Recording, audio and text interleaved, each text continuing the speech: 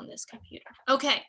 All right. That's the first time we've hit the record button. So best of luck to us. Fuck, shit, piss. Oh, and we've got another one. Hey, Val. Okay, we've got Val. So we're just missing Jeremy. When Jeremy does come in, it's also a birthday present for him. So if everybody could just break into song and dance, that would be super. Birthdays. So the welcome cocktail. It is the one that has a number 1 on it. And if you read the email, it is to be served up, doesn't need a garnish, and should be chilled. This is a 50-50 martini, which is the most classic ratio of martinis. It's half gin, half vermouth. The gin is, oh, here he is. Birthday boy's on his way in. Just kidding. I'm not going to sing. No fucking way. All right. So 50% the botanist gin, 50% Coqui Vermouth de Torino, which is kind of a cool vermouth. Happy birthday, Jeremy. By the way, I'm not going to sing to you. Happy birthday. And a little twist of lemon in there. So it's pretty strong.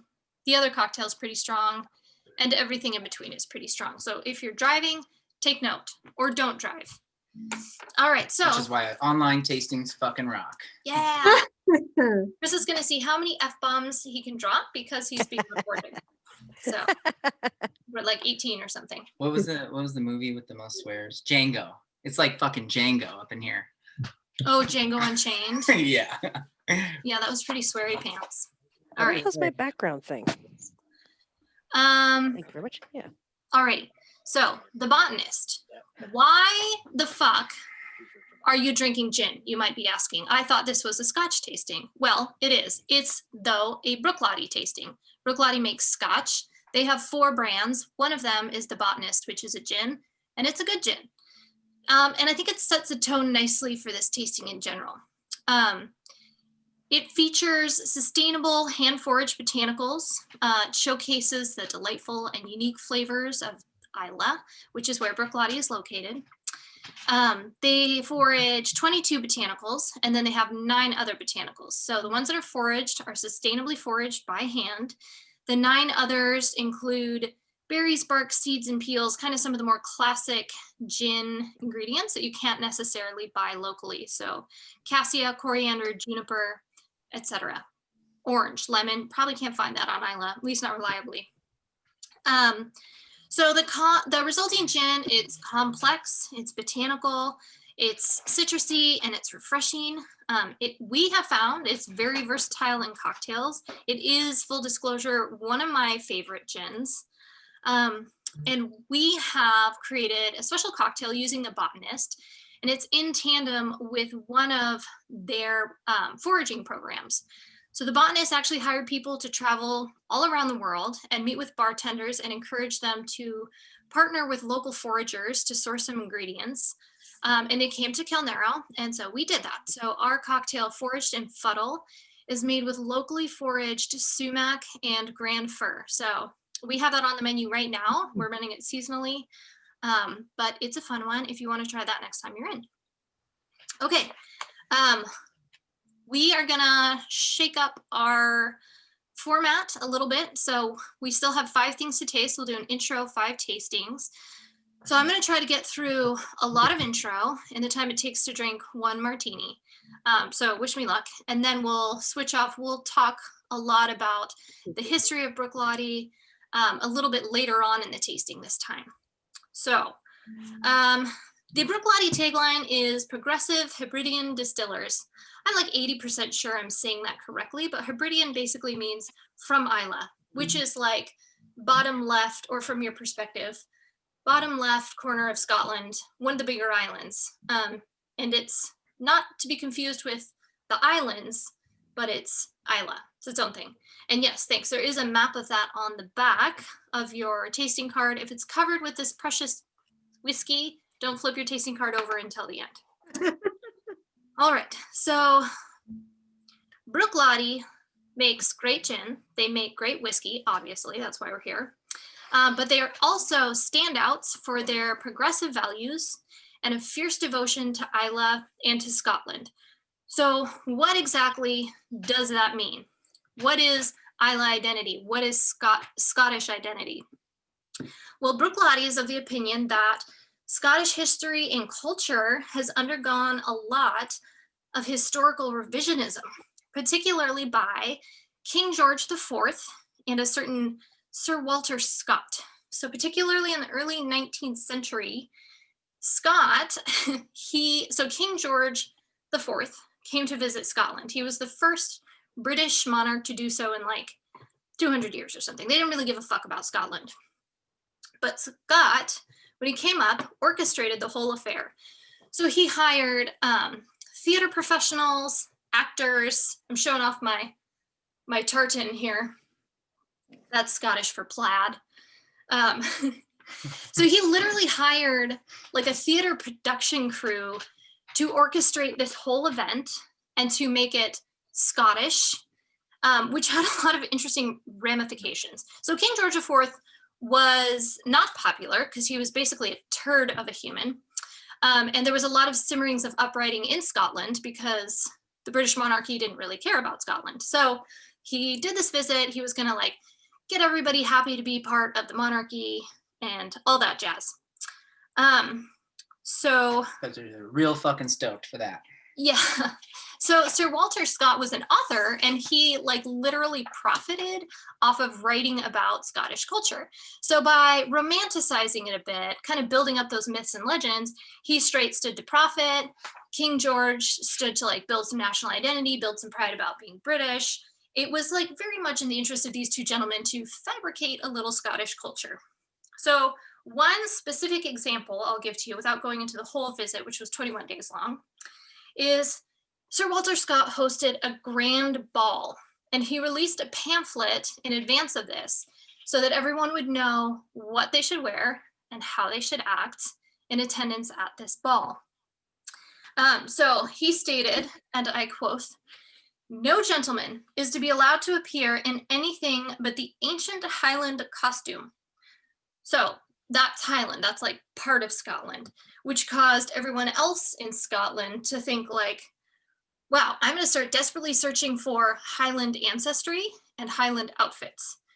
So there obviously weren't enough of those. All of a sudden, everybody was Highland, which is interesting. And they just started making these traditional Highland outfits, which were tartan kilts. So what you think of probably first when you think of Scotland, either bagpipes or kilts, most likely, and maybe throwing heavy things and haggis. And dancing. Yeah. And golf. And golf with cancer-giving windmills. All right, let's not get political here. Moving right along. So a lot of Scots used to kind of look down on these tartan kilts, like they did not wear them at the time. They had at various points in the past by specific people, but they pretty much just made this up. So you could argue that they just completely created this like pride in Scottish identity. Even if they made up the culture, people were proud to be Scottish all of a sudden. So pros and cons. Now, some people might say, you're not Scottish, fuck you for saying that kilts aren't Scottish. Well, they are Scottish, they're just not like all of Scotland. But I will say, this is not the only example of cultural historical revisionism in the world today. We are Americans, we see it a lot in this country. So I could talk for days about that. We shan't, but this is a meeting about whiskey. So as Kris said, I shan't. One fun fact about this particular event, this grand ball, the catering contract, obviously relevant to yours truly, it went to a guy named Ebenezer Scroggie, who died and then became the inspiration for Dickens' Ebenezer Scrooge. So that is completely irrelevant, but I thought it was awesome. Now, back to whiskey. So Bruichladdich claims this cultural reinvention, if you will, bleeds over into the world of whiskey, which is obviously a big part of Scottish culture. So what does that mean? There's a lot of like very weak historical claims. There's made up history. There's fabricated culture. There's a general decline of innovation and quality at the hands of profit and corporate overlords, basically. So again, this is not unique to Scotland. If you've done tastings with us before, we've called this out before a lot, especially with whiskey. Irish whiskey, bourbon, tequila, they all do this. They make up these ties to the past because that's what people care about. They want this story. They want to try your Pappy's recipe, not just like some guy that got out of grad school and was like, I'm going to start a whiskey label, which is honestly like a lot of them. So, but that doesn't mean it's a bad whiskey. Like you should like it based on the whiskey. So Bruichladdich is like, fuck, this is bullshit, right? In their words, this is a great quote. They call it the Disneyfication of single malt Scotch whiskey, the origins of the spirit, its heritage, its true story, and its connection with place and people are increasingly lost. The marketing spin creates a disconnect with the whiskey's roots, cultural, social, and geographic. So they say when they want to get in touch with authentic Islay and Scottish history, they're not in it for the kilts. They go straight to the people and the land. So who lives there? What are their traditions? And that's what's relevant to them. So for example, they pay their employees a living wage. They're B Corp certified, which basically means they have a soul and they're certified as such. So that includes social, environmental, sustainability, a few other facets. Certified soul. They've pledged a transition to complete environmental sustainability, including zero carbon emissions and renewable energy. They refuse to conform to age statement hierarchy. They don't think that older whiskey is necessarily better whiskey, and we'll talk a little bit more about this later. Every single bottling is unique, so you don't find a consistent product. We'll talk more about that later also, but that allows their whiskey to be what it should be, not what they want it to be. And they are devoted fiercely to their Hebridean terroir. So I have a list here of awards they've won, but I'm not going to read it because it's actually just kind of a boring list, but they include things like Distillery of the Year, Distiller of the Year. I mean, just like they're really freaking good. So whatever they're doing is working. So that I thought was a pretty cool introduction to the ethos of Bruichladdich. And now I'm going to give you the like 30-second history because I thought that was slightly less interesting, but still worth mentioning. Okay, Bruichladdich was established in 1881, which is like forever ago, but thanks to poor business decisions, bad luck, world wars, what have you, the distillery changed hands several times over the next century. Jim Beam took over in about, we've got the sick child parent here. Hello and welcome, Cassandra. Your 30 seconds is up. Sorry, shit. Okay, so they were established in 1881, changed hands. Jim Beam took over about 1990, and in 1994 they shut things down completely. They left 2 staff members on part-time to look after the estate, but they didn't really have anything to do because it wasn't fucking working. So it fell into hard disrepair. Like it was just falling the fuck apart. In 2001, 3 guys, Mark Rainier, Gordon Wright, Simon Coughlin, bought the distillery for like nothing, pennies or pence as the case may be. Then they brought in the man, the myth, the legend, a guy named Jim McEwen to run it. He has quite the resume, but most recently he had worked for Bowmore. He was professionally trained as a blender in Glasgow, and he had worked as an ambassador to both Islay and Scotland in mostly Japan, but around the world. So he also, he worked with those 2 employees that were still there. So he brought him back on full time. And then he found another guy that used to work there named Duncan McGillivray. So Duncan McGillivray, I'll call him Duncan because that's the easy part. He started working for Bruichladdich in 1974.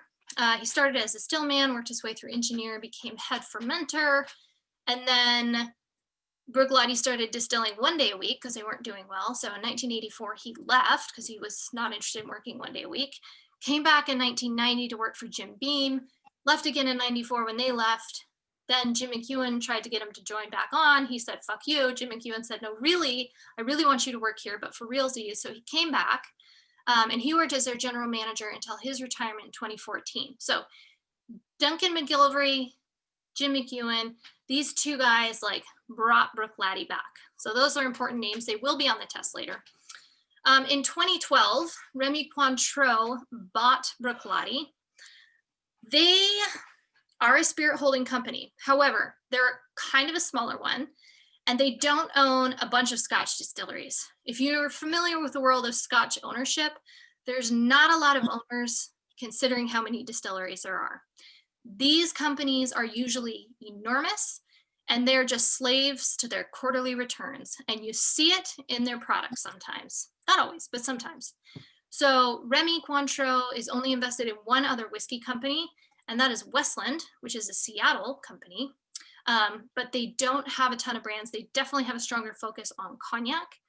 But they, according to Bruichladdich, let Bruichladdich operate independently and according to their ethos. So far, that's what we've seen since 2012. Hopefully that continues to be true in the future. Okay, done. All right, now I'm gonna pass it on to Kris, and we're gonna start drinking whiskey. All right. You should drink number 1, Cassie. Oh yeah, Cassie, is your child okay? Yes, thank you. We're on the way home and listening in. We'll have to taste later. Oh, Appreciate it. don't drink number 1. Don't drink one, yeah. Yeah, why are you waiting? Come on, get with it. We got to keep up, right? Come on. As a bar, I rescind that. So let's start tasting. So first up, the Classic Laddie with their beautiful blue bottle. We always do tasting notes first, and then we'll talk a little bit about the whiskey. So this is 50% alcohol by volume, so be aware of that. And actually with all of these whiskeys, they suggest adding some water. That's how they drink it, but thou shalt taste it without water first. So we'll do that first. So on the nose, barley sugar, fresh apple, a hint of mint, boiled sweets, whatever the fuck that is, orange petals, then caramelized fruits and honey drift onto the scene. And so it's just nice to have these words to go into your brain so you're like, oh my God, I get that. It can be hard to taste and smell without words, adjectives. So on the palate, sweet oak, barley, Atlantic saltiness, specifically the Atlantic, ripe green fruit, vanilla and sweet malt, red apples, white grapes, and cinnamon. And then for the finish, the fruit remains with vanilla, honey, mineral richness, some sweetness all hang around until the drying oaky finale. Cool. So this bottle, the color is blue because that is their color. And so the distillery has a bunch of shit painted this color blue, which is a really fun blue. But they also made the bottle, all of their bottles pretty much colored in some way, some sort of color in the bottle so that you can't really see inside, because they don't want you to judge the whiskey based on color alone. They want you to judge it on flavor. Bruichladdich, as Callie was saying early, they tend to go more of like a Armagnac style in which they'll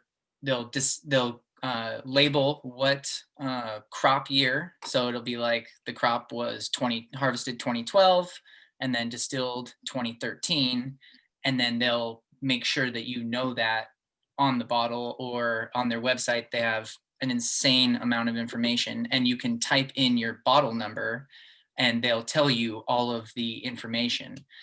This also mirrors Compass Box. So we've talked about Compass Box before, how they're a pretty great fucking company, and really just they're just ahead of the curve and they do great stuff. And part of what they are trying to do is be transparent, just like Bruichladdich. They want you to know where it came from. They want you to understand why they blended it the way they did. And with this kind of vintage style whiskey, you don't get the same thing every time. This isn't like the goal of your Johnny Walkers or Shivas. They just take what they have from that year and they blend it to make the best whiskey they can for that bottling. This is a gigantic fucking company. So when they say small batch, like on one of these Octomores, it's like 30,000 bottles only. That's a lot. That's an insane amount of bottles. I mean, they have so much product that they're blending together, and that takes a lot of skill. And so with the Classic Laddie, something they produce all the time, they're just going for a house style. They just want you to have consistency, but not be like driven to always drink the exact same thing. You know, they just want it to be the best that it can be, which is really badass, I think. I mean, I really can appreciate that. This one is bottle 19-124. If you end up on the website and you want to type that in, and they give you like a flavor wheel, which is really fun, and kind of the breakdown. So I'm not going to read the breakdown because this is 75 different casks with 4 vintages, 3 barley types, and 6 cask types.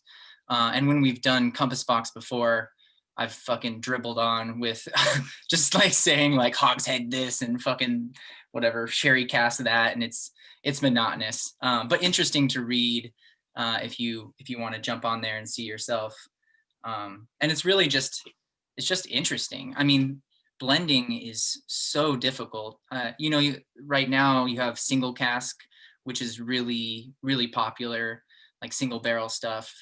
But not every barrel goes into a single barrel, right? I mean, some of them, they're just not up to snuff, or, you know, if you're trying to put out a kind of consistent product, you need that blending skill, which is why Jim McEwen, having worked for Balmore, being a master blender, he's just kind of, he was built for the job. So he is also not the distiller anymore. He retired a couple years ago, and now it's Adam Hannett. And he took over in, I think, 2018. And so Jim did a good job, like getting it built out, putting this idea for what they want it to be. And with that, so now, because we broke up the history a little bit, so we'll go on the technology of the stills. So this distillery opened in 1881, right? Like Callie said before, but it was top of the line when they opened it. So they had gravity feeds, and they had concrete, which is like high tech at that time, concrete. And they built this beautiful distillery. However, over the last, I don't know, math, 140 years, they haven't changed anything. They've just fixed things that were broken. So they're using old technology to create this whiskey that you're tasting now, which is really interesting because with the terroir, they're also going for more of a touch. So like right now I'm reading a book on wine, and it's really interesting if you're talking about the creator's touch on something. So you can have, for wine example, you can have the same grapes from the same vineyard in the same year, and 2 different winemakers make a wine, and one is significantly fucking better than the other. And lots of that goes into care put into producing it. So when they're making this whiskey and they make a cut, so you have your heads, hearts, and tails. When you're distilling, the heads is the stuff that will make you go blind, and the tails is the stuff that won't make you go blind, but doesn't taste as good.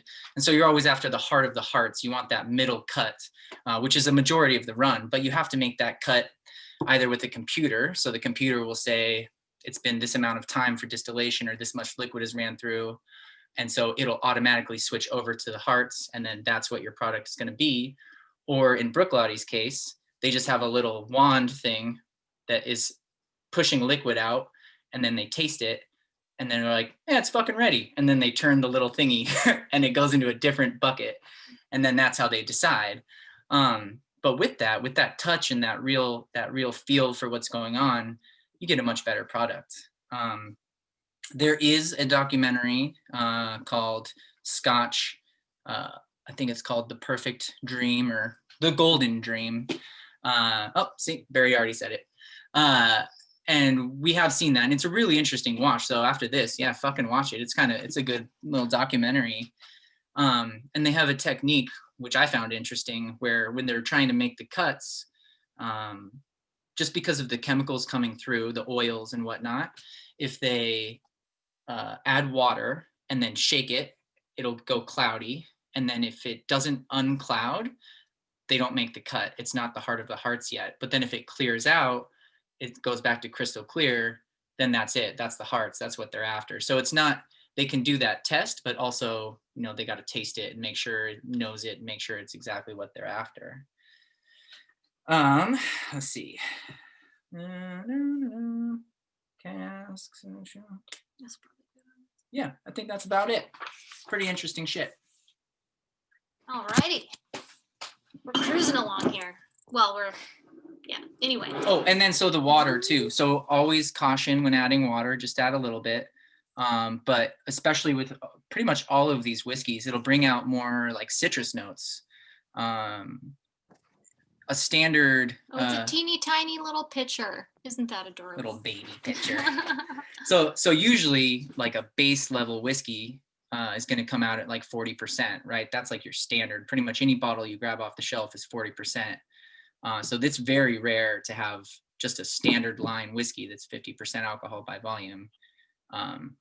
But they've created it so that you have the option, and that little bit of water is how they would drink it. So they're like, well, we'll bottle it this way because we would add fucking water anyways. Makes sense. Okay, sorry. I always like to taste it first and then add a few drops of water, and it just makes it taste different. So sometimes you get more, sometimes you just get different. Occasionally I prefer it without water, but with Scotch, it often does add some improvement. Yeah, you don't have to add water. If you taste it and you're like, that's fucking great, don't add water. Yeah. Okay. Normally don't drink this fast. Okay, we can slow it down. The thing is, like, we have a lot to say, so we can easily keep you here for like 2 hours, and I know Zoom fatigue is real, especially when you start adding this much alcohol. Were there any thoughts, questions, comments, concerns about the Classic Laddie? It is one of the most recognizable bottles on anybody's shelf. Could you repeat what year that was bottled in so we could look it up? Oh, this one is bottled in 2019, I believe, or actually it says on this, Un Momento. Yeah, bottled 2019. Bottled 2019. And the batch is 19-124. Thanks. You betcha. Yeah. Any other questions? All right. Also, you don't have to like finish the sample. You can leave a little bit left and then come revisit it. Because sometimes, you know, if you taste it this way, you taste this thing. If you taste it this way, you might notice something else. Yeah. Number of And- Glencairns provided. Yes. Oh, and so to talk about those too. So our reps with as we're going along on tastings, doing more and more, now we're kind of reaching out to reps. Like this was a Bruichladdich specific tasting. And so we were like, hey, give us some shit. And then they've like came through with some Glencairn glasses, which is pretty cool. So it's just We like their rep. fucking, yeah, hell yeah. Bonus. Some Yeah. ice trays and yeah. Yeah, Gary. Gary. His name's Yeah. Gary. He's great. He's a sweetheart. All the other reps like him too, so you know he's good. Yeah. And then also Tracy asked what's available in the store. And just so you're aware, the first two we're tasting, we will have in the store. So the Port Charlotte, which is their like peated line, and then the Bruichladdich, which is their like unpeated line. And I know, and this is an unpeated whiskey for the record, but it's coming out of Islay, so it will still have that smoke. But as far as they are concerned, it's unpeated. And then the other three, we don't have those, and we won't get them. If they're not sold out. I mean, they're sold out for us to buy it. They've already been like dispersed around the world. But If you can find one, yes, on ya. snag it or whatever. you might be able to find one We don't on have it. the secondary market, in which case you're going to pay way too much. No, you could find this at a store maybe. You might be able to. Yeah. And then Tracy, we will get back to this a little more at the end because there are some sort of exciting features that we can add to the store. But yeah, Classic Laddie and Port Charlotte, we will consistently have available. So it's kind of a shiny label. Our lighting is extra awesome. That's the Port Charlotte, specifically Islay Barley 2012. So just like the Classic Laddie, different versions. This is actually part of their, well, tasting notes first. Okay, I am ahead of myself. So Bruichladdich does an awesome job with their tasting notes. So we're pretty much using theirs because they take it very seriously. They do a good job. And sometimes they wax a little poetic, which is hilarious. So it shows off the fruit on the nose and the cask on the palate. Phenol parts per million on this, which is a measurement of peat in the barley before the whiskey is made, which is the best way we can measure peat in whiskey, is 40. So 40 parts per million. Most peated whiskeys clock in about 25. So this is a heavy hitter. I quote, "The peat smoke weaves its way gently through the whiskey, highlighting the softer, sweeter notes. This 2012 vintage has a freshness and balance that tells the story of the place to which it belongs." Classic Bruichladdich. All right. Lots of words. Words, terroir. All right, on the nose. Fresh linen and a sandy sea breeze stand out first. Then zesty lemon, a green fruit signature, applesauce, and crunchy pears. Crunchy pears. Floral, I'm guessing less ripe. Floral geranium notes come through with sea pinks and gooseberry. Sea pink is a Scottish flower, it's pink. And then creamy coconut dipped in chocolate opens up quickly with muddy peat smoke, burnt heather, and peach skin. Hints of vanilla and toasted malt. The aromas speak of the spirit, the distillation, and the barley. Kudos if you got all of that off of just the nose, which is where you're going to get most of it, by the way. You get most of your sense of taste right here. Palate. On the lips, it's soft and sweet. Texturally, there's a thin honey style that slips across the tongue. Immediately, there's more from the cask here. Vanilla, milk chocolate, light cedar, black pepper. Warmed scones and honey come from the malt, and they're all gently wrapped in earthy smoke and soft apricot. Creamy, minty, brings a sweetness and a warm, salty, sandy hint of Islay. Now, as it lingers in your mouth and evolves, on the finish, you'll find coconut and peat smoke, a little iodine, hints of almond and geranium, and then the peat smoke gently fades away. Whew, that's a lot. Okay, so while you're It attempting... slipped on your tongue. Yes, dear. While you're So attempting great. to identify all of those adjectives, I will talk a little bit about this whiskey. So this is part of Bruichladdich Provenance series. Basically, that's their like super terroir.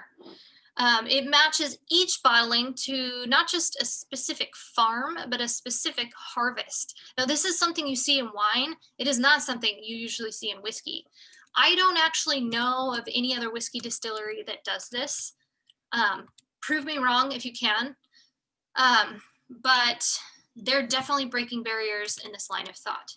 So we think that you can only get the best product by using the best inputs, which is why we do things like use nice spirits in our wells instead of drivel, because it makes your cocktails taste better.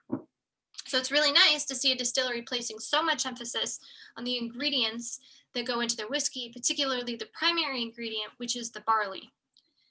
The Port Charlotte series is named after an 18th century fishing village that's about 2 miles north of the distillery. They say that with 2 pubs and a school, it is really the community hub of the island. So you can imagine the size of island we're talking about here. The barley in this particular bottle comes from 8 farms: Cool, Starchmill, Island, Mullindry, Dunlosset, Cruach, Rockside, and Sunderland. They put the names of those farms proudly on the label in this like extremely tiny font, but it's front and center there.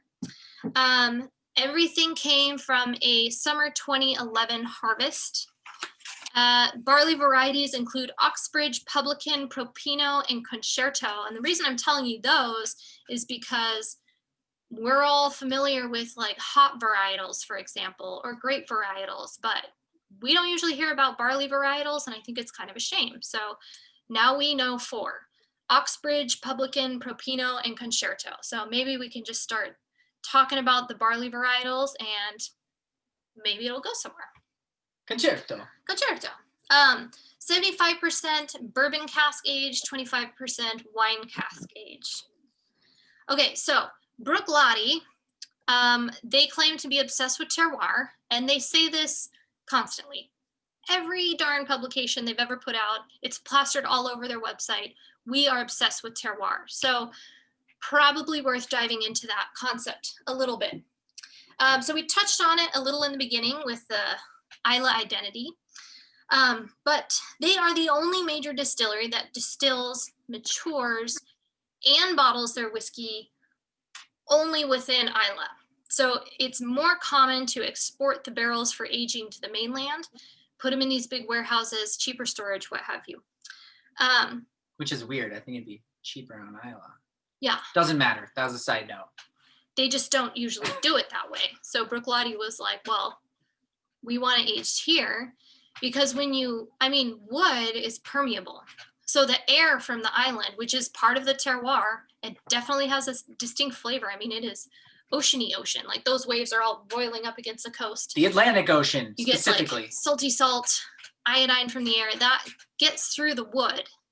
And so it does affect the flavor of the whiskey. So it makes all the sense in the world. In fact, it's kind of shocking that not every Islay distillery ages on Islay, but they're the only ones that do it. They use only organic barley and only Scottish barley, which is noteworthy, both for the organic part and the Scottish part. So a lot of Scotch is made with imported barley. They make Scotch, they're not the biggest barley producer. And organic is wasn't much of a thing, but Bruichladdich is pushing that. So organic is now more popular in Islay and throughout Scotland than it used to be. So they insist on local. Obviously, they work with barley farmers directly because they need to ensure the quality of the grain that goes into their whiskey. And they also, as we know, ensure fair labor practices. In 2010, they brought it one step closer to home. They released the only single malt that is made exclusively with Islay barley. Hint, we're going to try that later tonight. So, Boom! They work with an institute called the Highlands and Island Agronomy Institute to work on protecting heritage barley varieties. So one example is called Bear barley, B-E-R-E. It is only used by Bruichladdich, but it is a really old version of barley. So they say the Vikings used it. It was the oldest cultivated strain of barley.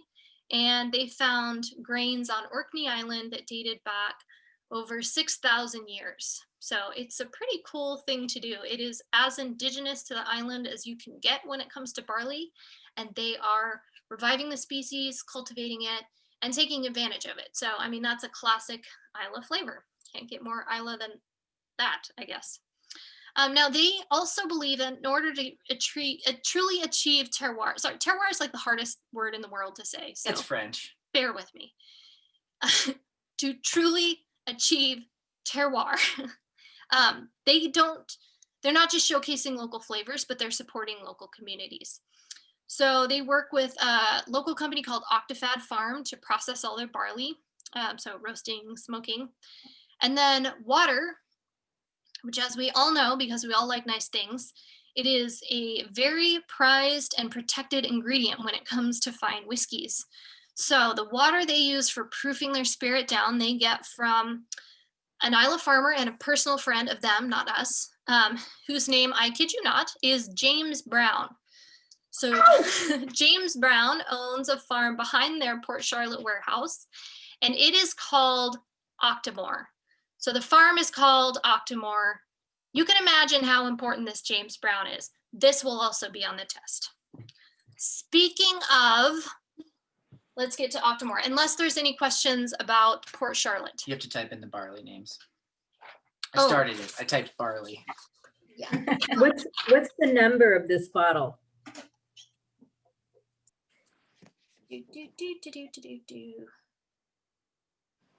I don't know if this one has a number, but it is called the Islay Barley 2012. So I think that each bottling gets its own name. Yeah, I don't know. The Port Charlottes might not have the same as the Classic Laddies. I can type that into the chat as well. PA.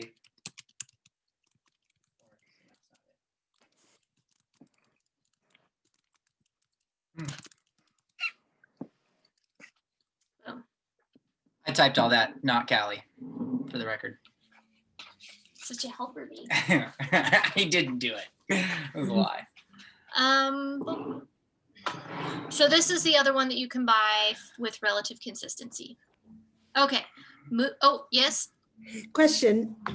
In my single malt guide to whiskeys, they have both Bruichladdich Port Charlotte Scottish barley, heavily peated, and a Port Charlotte Islay barley, heavily peated. So there's actually many varieties of Port Charlotte. So like I said, each bottling comes from a different place. So, and they're tracking the barley. So before 2010, they didn't have an Islay only, but they do work with other farms throughout Scotland. So it was only in the last 10 years that they started working more exclusively with Islay barley farmers. When they opened, there wasn't enough barley on Islay to only use Islay barley. But they started paying attention early on to the barley that goes into their whiskey, which was not common practice. Honestly, like usually you have these big barley farms, they mix all their shit together. Imagine like big, like Nebraska corn silos, right? Like it doesn't matter what farm it comes from, it's all the same. And they were like, hold the phone, it does matter. So they started tracking. So Port Charlotte, they call it the Provenance series because they care about where it comes from. Which is totally unique. So every Port Charlotte is going to be a little bit different or a lot different. So don't expect consistency. Well, and also to that, so these are the lines that they have. So they have Bruichladdich. So any Bruichladdich name you see is going to be an unpeated whiskey. So we have the Classic Laddie here, but there are many Bruichladdich labels, all unpeated whiskeys. Then you have Port Charlotte, which is their like peated line. But they have many different bottles there. So the reviewer could have tried a couple different ones. And then Octomore is their like, Port Charlotte says heavily peated, but then Octomore is their like super fucking peated line. So super fucking peated, SFP. It's on the bottle somewhere, I swear. But so there's just those 3 tiers that they have. And that's why none of the bottles even look the same. Like if you didn't know that it was Bruichladdich, you'd just assume it was a different brand. You'd assume it was Port Charlotte, but it's not Port Charlotte. That's just the line name. And then, so then moving on to Octomore, 11.1, and I'll just say this before we do the tasting notes. So every year there's 11.1, 2, 3, and 4. 1 is using, 1 and 3 are used bourbon barrels, but 1 is going to be with just Scottish barley, and then 3 is going to be with Islay barley. So there's that distinction there. 2 is going to be some sort of weird finish. So it could be like a European red wine cask, which is this year's release. And those are specifically for like airports and shit. So they're not doing that this year. They released it, but you can just go online and buy one because they didn't have the volume for that. But that's like a European bottle. And then the 4 is a blend of all of those things, but then also experimenting in virgin oak. So you have the use of Jim Beam and what have you, but this year is a 10-year release, and they used virgin oak for the finish of it.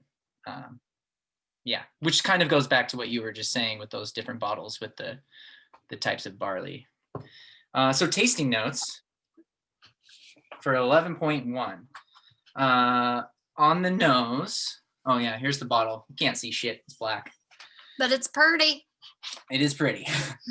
So on the nose, sea breeze, probably Atlantic, obvious but balanced smoke, lemon, lime, grapefruit, shortbread biscuits, honey, heather, and damp earth. On the palate, earthy campfire with crackling pine needles, lemon and lime again. The finish, creamy, long smoke. And then a side note, addition of water brings out more citrus. So Octomore is named that because of that farm owned by Mr. James Brown. Oh. Brown. I just said Brown. James Brown. And Octomore just means, what does it mean? It means 8. Big 8. Big 8. Yeah. So I'm guessing there's like 8 acres there, or I don't know, some relation to 8. But all of the barley is coming from there, I think. Well, it depends on the whiskey. Anyways, some of it's coming from there. I think the one that is Islay specific is coming from there, which would be 11.3. Let's see.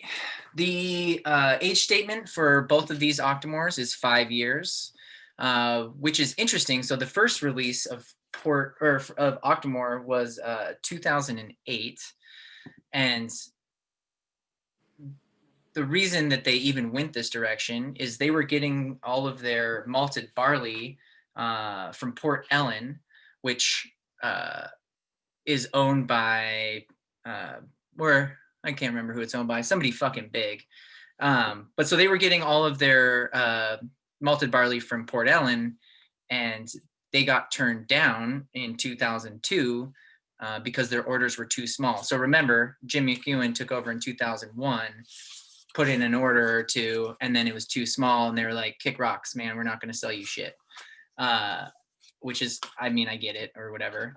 And so he went to another barley malter on the island, the name of Baird's, Bairds, Baird's Malting. And Baird's is old school, just like Bruichladdich is old school, and they malt their barley outside. So there's no walls, and the wind kind of can come through, and that affects the amount of peatiness from burning that peat bog to dry the barley, which again, so if you're not familiar, right, you're using the barley, you're drying the barley with peat moss, which is this like thick mud, and you cut it out with shovels, and then you light it on fire, and then you just take a shovel, so there's fire here, and then like a big metal floor with like holes in it so the smoke can rise through it, and then they just turn the barley and just keep turning it, and it dries. But when it's outside, they don't have as much control. And so Baird's would just smoke the fucking hell out of it, like dry it. And then they would dry some unpeated and then blend them to bring them down to like 40 ppms or whatever. And that's how they would be able to fulfill orders to big distilleries that want consistency. But when Jim got turned down and went to this place, he was like, well, is anybody distilling that? Like, is that a thing, or do you always blend it? And they were like, no, nobody fucking buys it. It would make your whiskey taste terrible. And he was like, challenge accepted. So he just started buying the fucking 136 ppm malted barley right then, just like that. Hence the birth of Octomore. And so it's interesting because hypothetically, it is true that it would fuck up your whiskey, but going back to the old technology, their stills they're super tall. And the phenols, the peaty parts, struggle to get up that high of a still. So it can be difficult to to overpower the whiskey. However, you still do draw flavor from that. So when they distill it and it goes up that huge still, it gives it a much lighter flavor for being so over the top smoky, which is really interesting and kind of just an awesome happenstance that they got fucked.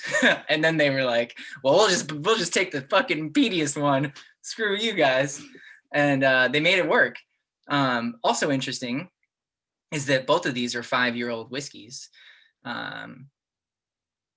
They believe that it's not necessarily about age, which I can agree with. I think that whiskey is kind of like, between 10 and 20 years is the money part. Like that's where it's golden, but it depends on the whiskey. And something so heavily peated as this, or any of their products, right? They just have such robust flavors, yet being light at the same time. They don't need that much time. So 5 years is working pretty well for them. I mean, these whiskeys do really well. Recently, maybe you've seen the funny commercial that's like a Godzilla commercial style. And it's the Ardbeg Wee Beastie. And they're like, run away. It's fucking the Wee Beastie coming through. That's a 5-year-old heavily peated Scotch. And so clearly Bruichladdich is killing it. And then Ardbeg's like, well, fuck, we can do that. We'll just make cool commercials and try to sell it too. And we've tasted the Wee Beastie and it's pretty good. It's not as good as Octomore, but for a 5-year-old whiskey, not bad at all. It's also a lot easier to find than Octomore and much less expensive. Oh yeah, readily available and definitely not as fucking expensive.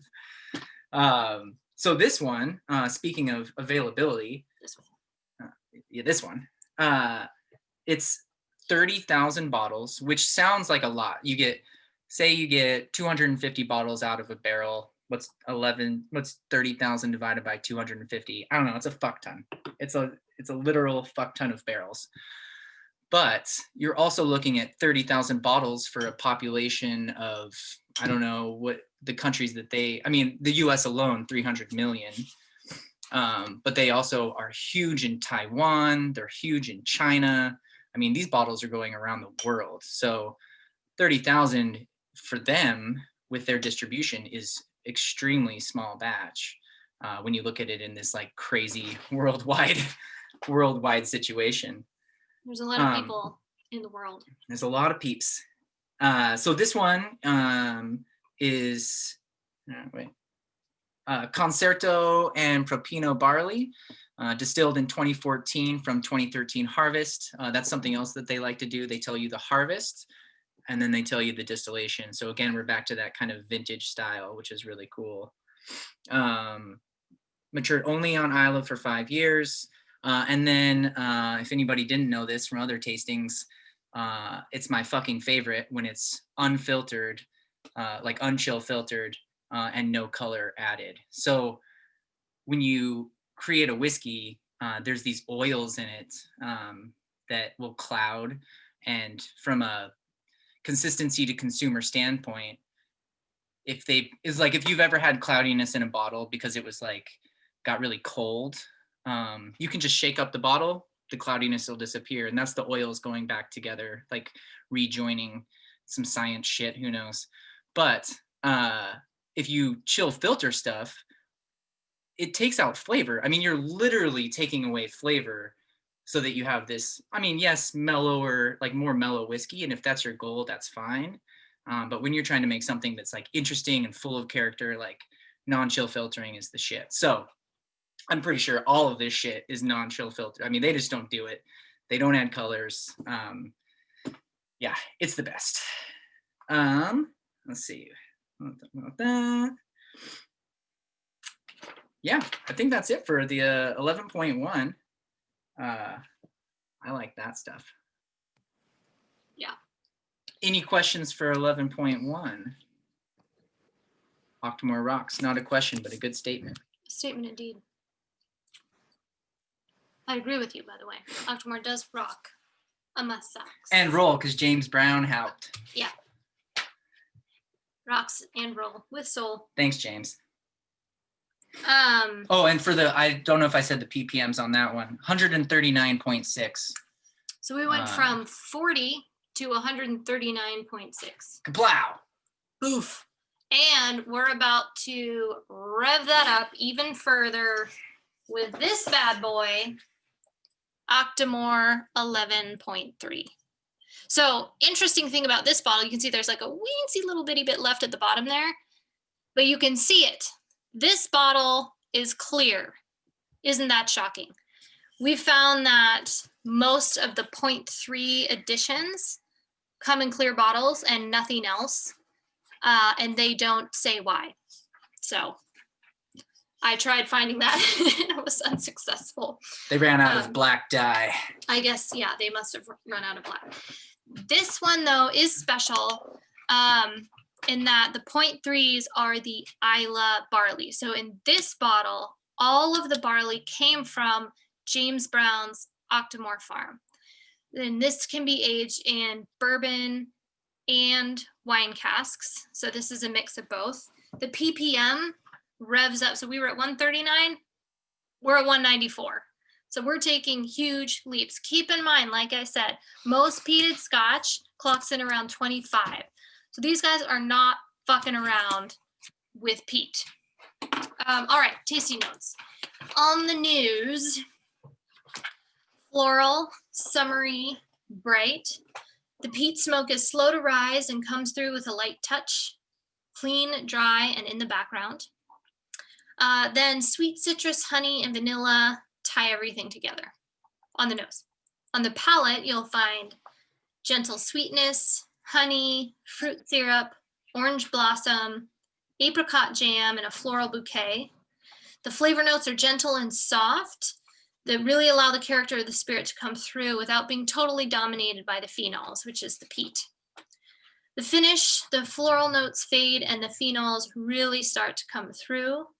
You can find dry smoke, dry grass, dry earth, burnt heather, toffee, and malt sugar in a finish that is very complex and very long. So let this puppy just linger. Let it change in your mouth. Fully experience it. Like we said, this is a special bottle. This is probably the one chance you'll get to taste it. So fucking enjoy it. All right, now talk a little bit more about the whiskey. Well, it's a good point. Okay, so also 5 years old, as is the standard for Octomore. And another testament to Bruichladdich refusal to say that older whiskey is better whiskey, which, like Kris said, we agree with, and more other Scottish distilleries are agreeing with. Some say this is because Scotland's running out of old Scotch, and I think if you put something in a barrel for 30 years, you're gonna come out with something that tastes a lot like a barrel. So that can be good or bad. Depends on what you're after. But it's gonna be more expensive and more rare because you lose a lot to evaporation or angels and devils. Doesn't mean it's not fucking cool though. If it's old, it is cool. Yeah. Well, old is cool. And some of it is, I mean, like one of my absolute favorite whiskeys on planet Earth is the 25-year-old Lefroy because it's fucking awesome. Yeah.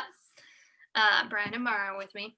Okay, so 0.3 Octomores are distilled from 100% Islay barley. So it comes from James Brown's farm, like I said. Always single estate, single vintage. So it comes from his farm during a particular growing season. Each edition is unique. So like I said, they use bourbon and wine casks in this one, but they use more of this or less of that. Could be a different type of wine. Usually French is what they do because they like to work with really, really nice winemakers. And that's pretty much that. So like Kris said, what happened to the 11.2? Well, we couldn't get it through our distributor because like he said, they don't distribute it. 11.2, or sorry, all of the 0.2s, because they're like the sexy Euro bottles, they release them only in airports so that they're more exclusive because they're already super limited and rare. But now the 0.2s are also difficult to find. So from 4.2 to 11.2, they've only been available in airports. So you have to find it and then hope they're not out. This year, if you'll recall, airports got fucked. And so did air travel and travel in general and a lot of other things. But it was an excuse for Bruichladdich to bring those 0.2s back home. So 11.2, they sell themselves. So you can actually just hop online and buy one, which is pretty awesome because usually this shit is hard to find. So we're not going to get it and bring it through the store because there's no way we could get a better price for you. We just can't buy get it. It's not to sale. It's not for sale to us. But if you go to Bruichladdich, you should be able to buy it. I mean, we could buy it like you could buy it and then resell it. So there's no advantage to doing that. So you do you. If you just got to have some more Octomore in your life, go to bruichladdich.com and buy it. Well, and so then also this is very interesting in that 11.1 and 11.3, like Callie said, it's all aged on Islay. It's all like kind of a blend of these casks, but tasting them next to each other, the real difference is where the barley is from. That's like literally the fucking difference. And so if you have a preference in the two, think about that. Like, pretty interesting shit. And then with the wine cask aging, so nowadays it's like not super common to find a scotch that's aged in a wine cask. You find a lot more wine finished or port finished or sherry finished. But remember that once upon a time, it was all aged in wine casks because they didn't have bourbon in Europe. Now, bourbon has a special little qualifier where it has to be aged in new oak. So you've got, yeah, you can use the barrel one time. American coopers had built a fantastic reputation for themselves for being really good at their job. So their barrels were worth a lot. And then hand in hand, or maybe just Hand in foot. clever marketing. Oh, sorry. I went the wrong way. That's okay. You end up with a lot of once used bourbon barrels with no place to go. And so most other spirits are aged in ex-bourbon barrels. But like I said, once upon a time, Scotch was always aged in wine barrels because that's what was available in Europe. Now, the reason why Scotland stopped doing this is because the UK and France were at war like forever. So they couldn't get wine casks. So all of a sudden they had to look elsewhere to get their barrels, and they looked to America where those barrels were cheaper and easier to get. So that became the norm. Then it wasn't that long ago that people started using two kinds. And who was it that started doing that first? Do you remember? It's your favorite. I blacked out. What was the question? Who started using two different bourbon and wine barrels to age their scotch? The first to double barrel was Balvenie. Balvenie, that's right. So Balvenie started the like wine finishing after the bourbon barrel aging. Anyway, so people are like, Bruichladdich, it's crazy you'd age something in a wine cask. And they're like, no, at one time, bourbon barrel aging was crazy. And now everybody does it. So like whatever you think is crazy, just fucking try it. And if it works out well, great, sell it. If it doesn't, don't sell it. Just drink it, I guess. Or dump it out because you fucked up. Just kidding. All right. Any questions about 11.3? Yeah, 11.2 is not cheap. Honestly, none of them are cheap. These are really cool bottles. So it's about the price for all of them. yeah, like the most that we've spent on a bottle of booze, I shouldn't tell you, but I'm just gonna say it's not measured in the hundreds. Was it 5,000? Fuck no. Was the It's 2,000. 2,000. Us personally have I spent would spend 2,000. 5,000 if you let I me. know you. Well, Absolutely, I would. That's not even a question. so all the barrels come from the States. Yes. So the US makes more barrels than anybody. We're great at making barrels. We have a hell of an industry for it. We got to watch our forests. So be careful where you buy from. Some companies are better than others with their forest stewardship. And the barrels are usually, they go to bourbon distiller. I mean, they'll go to anybody that buys the barrel, but bourbon has to buy new oak barrels. So then they're just swimming in once used oak barrels, and those go all over the world. So they age tequila in that, they don't age mezcal in that, they don't age mezcal. Yeah. Tequila, Irish whiskey, Scottish whiskey, like Realistically, most things that are aged. realistically, it's a good deal for the rest of the world because they get cheap, high quality barrels. And then we it get keeps, to sell our barrels. the distilleries, yeah, get to resell them, and then the coopers just get to keep producing. Whereas if there wasn't that bourbon rule, then they might be like, oh fuck, I'm not buying new barrels, but it's a rule, so they have to. Yeah. So Brian, that was just a general statement about barrels. Some of the Octomores are aged in ex-bourbon barrels. Most of them are. Some are aged in ex-wine casks, which is weird, you know, but they like weird. And yes, the barrel is only used once. So they're great barrels. Like they say that the first fill of a barrel, like 80% of your flavor is going to come from the barrel. The second fill, you're going to get like 60%. And then it just diminishes slowly from there. So there's still a lot of flavor in that barrel after it's been used one time. But you'll notice, I mean, flavors you get from a barrel include adjectives like caramel, vanilla, toffee, honey. Those are so those are like classic bourbon adjectives, and they're classic new oak barrel adjectives. And I think the new oak barrel is a beautiful segue into the 10-year / 0.4 Octomore. Yeah. But another note about barrels though. So you have different char levels. And so you'll have 1 through 4, 4 being like super charred. And then you have like toasted barrel, which you'll see like popular Michter's, and everybody's kind of starting to release those now, which brings out even more vanillin. And so like the barrel, like what you're trying to get out of it, it depends. So like bourbon's like one go. You choose your char, you age it, you taste it along the years to make sure it's good. Then you put it in blends or whatever. But we, like what we've talked about also before, is a Solera system where you can use the same barrel again. We just wouldn't be able to call it bourbon. So that's what we'll do when we're making our rye, is we won't use fresh barrels. We'll keep using the same barrels until they die, because they do eventually run out of steam. They just can't, they don't offer anything anymore. But that takes years and years, which is why the Scots fucking love it, because it's a cold temperature, right? Like pretty much all year round.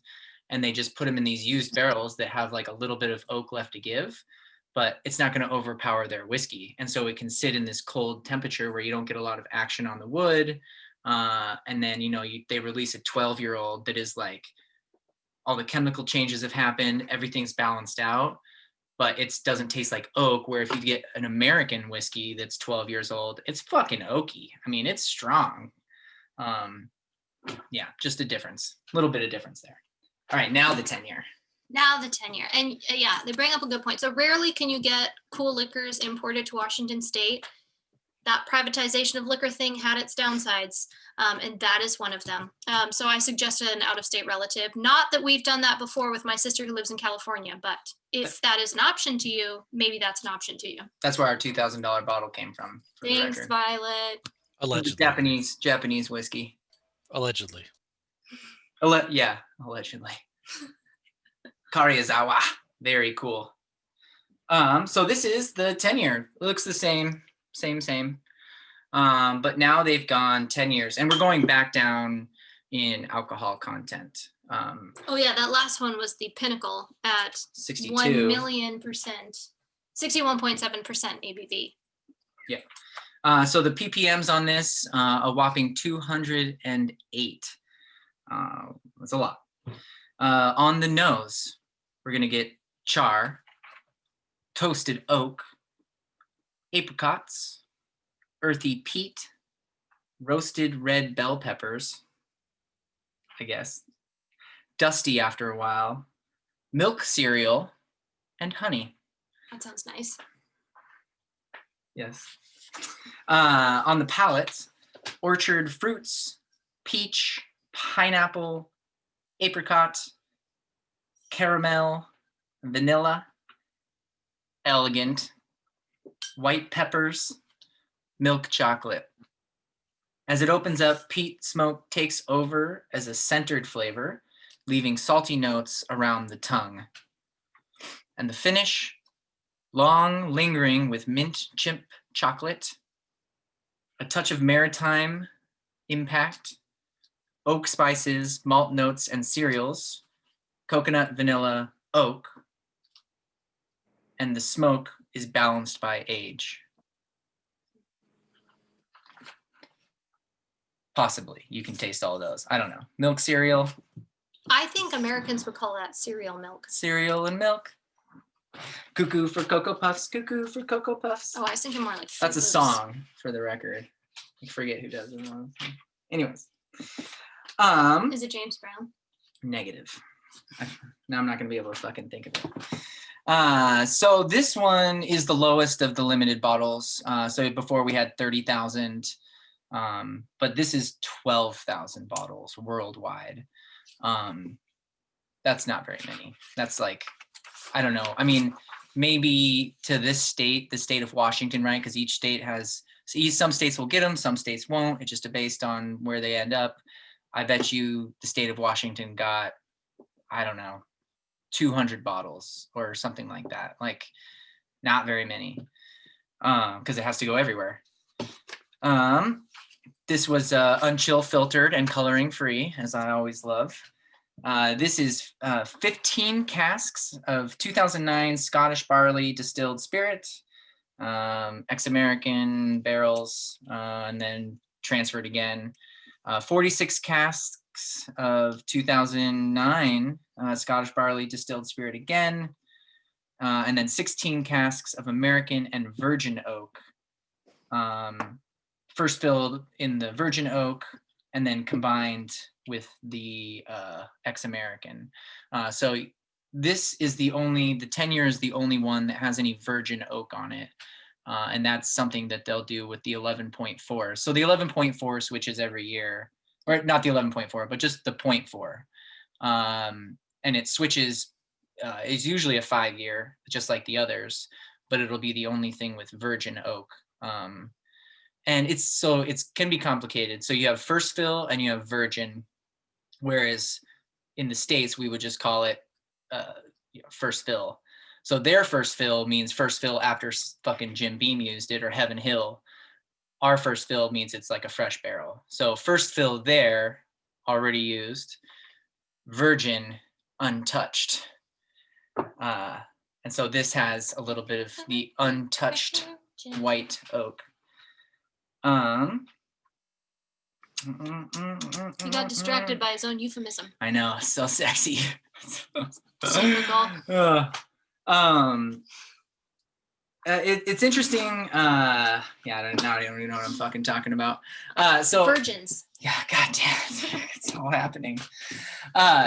So this bottle is interesting because with the high ppms, again, going up those tall stills, you have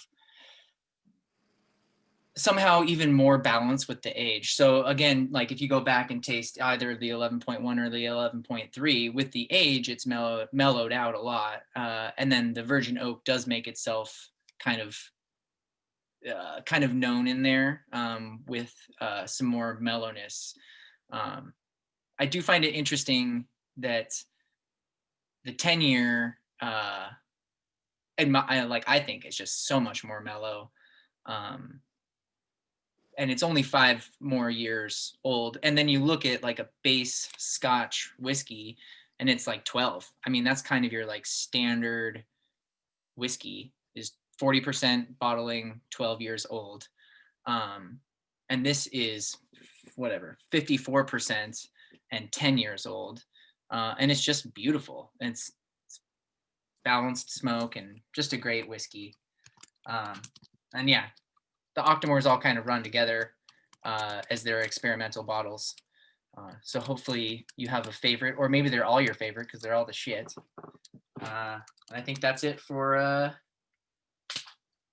the Octomores. We did it.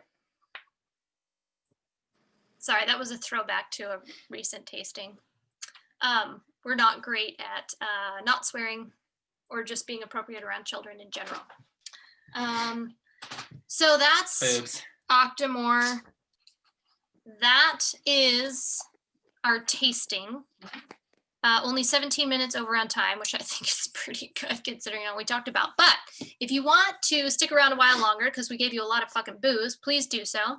If you have your second cocktail, now is not a bad time to bust it out. Although, of course, feel free to slowly sip through those beautiful, beautiful brown liquids in front of you. And you can always have that cocktail later.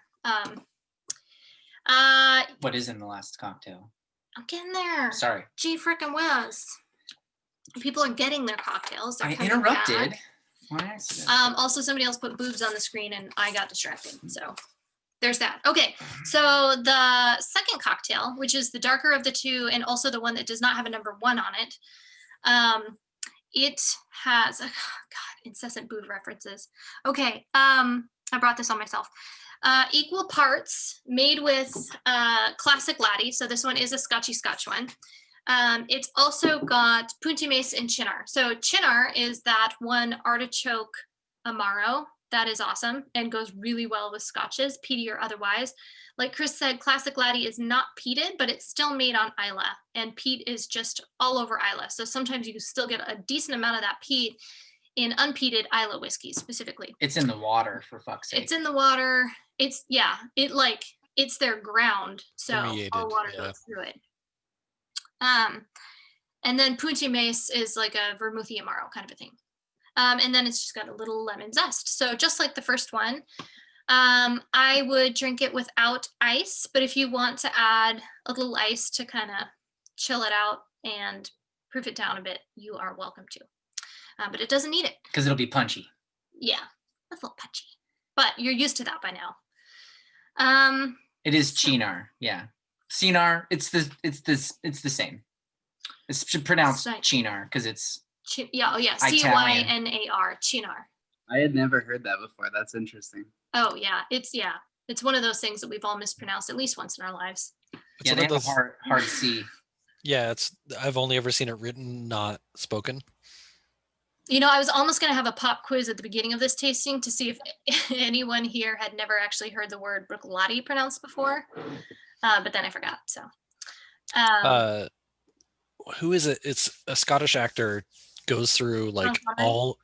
No. okay, I'm not- On Good guess. his name is Brian. I can't remember his last name, but he goes through all the distilleries in Scotland and pronounces their name.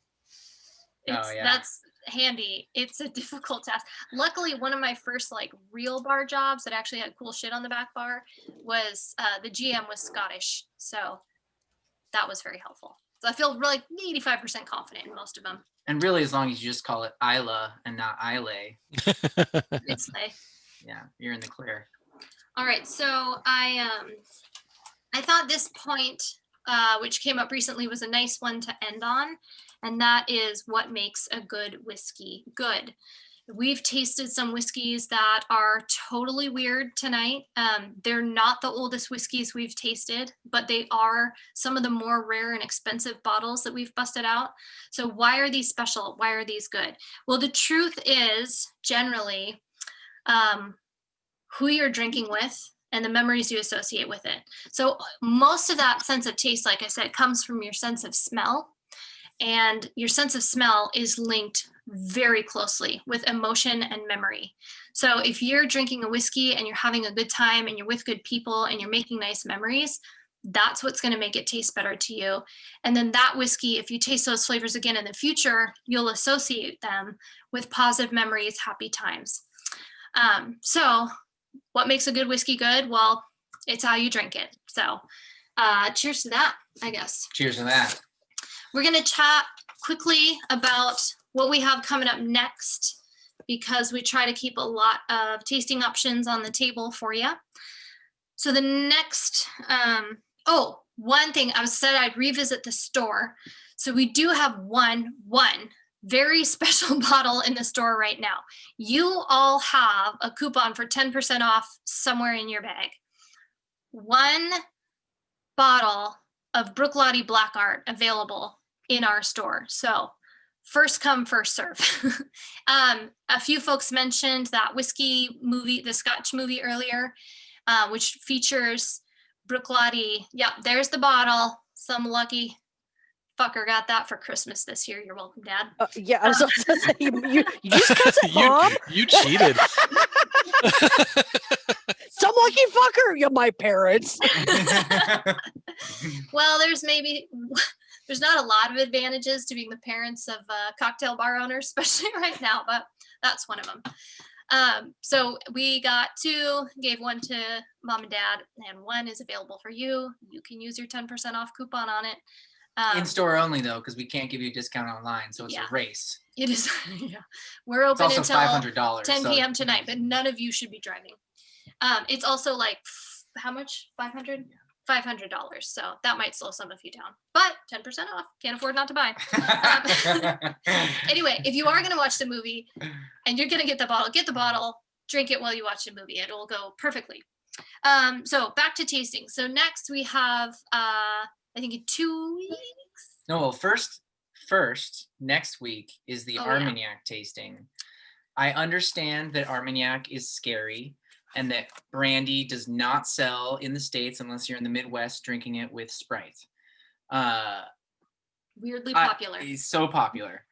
So rude. Yeah, who knows why. It's the weirdest thing. But Armagnac is delightful. And so next week we have, it's a much simpler version of this. It's instead of 1 ounce tastes, it's a 2 ounce taste, and it's 2 of them. And it is Armagnac from one house, but 2 tastes from the same house. One is a VSOP and one is 35 years old.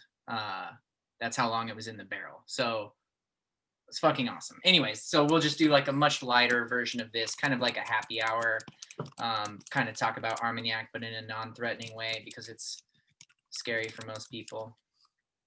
That was it. Yeah, thank you and good night to everybody who's signing off right now. Like I said, that's kind of all we've got. We're going to chat a little bit about what's coming up next, but don't feel bad about leaving now. Thank you. Happy New Year. Thanks for joining us. Thank you. And yes, so the Armagnac happy hour, totally more chill. You're mostly paying for the spirit, which is old and not cheap. And so we're just gonna it's gonna be a more casual chat, but we will talk a little bit about what we're tasting. So that's next week. Then after that, we're taking a couple of deep dives into bourbon country. So 2 weeks, we have Buffalo Trace Distillery. So we're going to taste a couple, like a lot of pretty exciting and difficult to come by bottles there. It's going to ramp up The tasting. wait, what? The Buffalo Trace. It's going to ramp up. They're not all rare. Oh, yeah. No, yeah. There's definitely some really cool ones in there, though. We try to give you at least something you can buy, because it's just mean to be like, oh, how much did you like that? Yeah, you can't fucking buy it. Yeah. So yeah, just like tonight, like Classic Laddie, you can buy it at a lot of places, not just our store, but like most places that would sell any interesting scotch. But then we give you 3 that you can't have, just so you could have them. And then so it'll be similar with the Buffalo Trace Distillery. So we got some Weller in there. It's the Weller is the single barrel, which is like fucking unicorn status. Good luck finding that one. And then the E.H. Taylor cask strength. No, it's called something else. I can't think right now though. Anyway, same There's idea. 2 it's like E.H. Taylors. Yeah. One is more difficult to find. Bourbon is just stupidly popular, and so it's difficult to get the cool shit. Anyway, so after that, we're taking a week off because Chris's brother's getting married. And then we're coming back and we're visiting Heaven Hill Distillery. So that's where we're going to taste some pretty awesome. We got awesome Elijah Craig, Parker's Heritage. Yeah. Elijah Craig 18, which is beautiful. Like it's easily one of the best value pours. I can't say value pour. It's like $25 a pour, but for $25 a pour, it's like the best fucking pour for the money. According to you.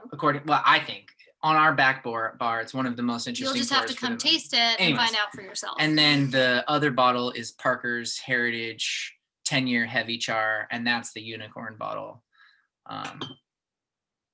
Yeah. So Armagnac, Buffalo Trace, bi-week, Heaven Hill. Then it's like almost February, which means a certain little cocktail bar in Edmonds will be turning 2. So old. So there's probably going to be some sort of socially distant event associated with that. We'll do what we can for you, though. We'll do a haunted house through the bar, and we'll scare the fucking shit out of you. That's one option. Through all the rooms. That may or may not. Please. Okay, I think I'm going to stop recording.